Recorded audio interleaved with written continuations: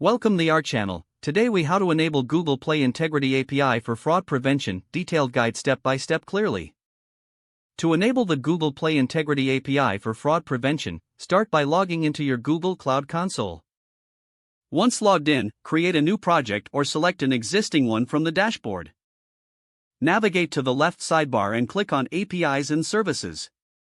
From the drop-down, select Library to find available APIs. In the search bar, type Google Play Integrity API and click on the result. Once on the API page, click the Enable button to activate the service for your project. After enabling the API, head to Credentials in the left sidebar. Click the Create Credentials button and choose API key from the options. This key will be essential for authentication when making requests to the API. Make a note of your API key and proceed to configure your API settings. Visit the I am an admin section from the left sidebar. Select Service Accounts and click on Create Service Account. Input a name and description for your service account and click Create. Assign the service account user role to provide the necessary permissions. After that, click Done to finalize the service account creation. Now, head to your app's codebase to integrate the Integrity API. Make sure to use the official Google Play Services library for authentication. Implement the API call within your app to request the integrity verdict. Finally, test your application thoroughly to ensure the integrity checks are functioning correctly.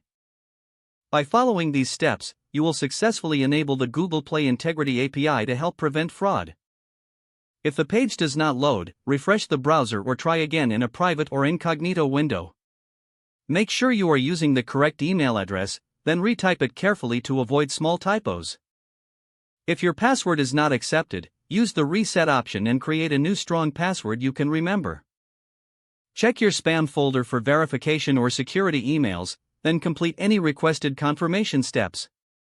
Enable two-factor authentication if available to improve account security and reduce unauthorized access risk.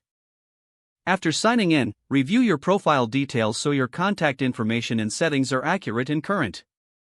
If you see an error message, note it down and try again after restarting your device and internet connection. Log out when you finish, especially on shared devices, to keep your account and payment information secure. If the page does not load, refresh the browser or try again in a private or incognito window. Make sure you are using the correct email address, then retype it carefully to avoid small typos. If your password is not accepted, use the reset option and create a new strong password you can remember.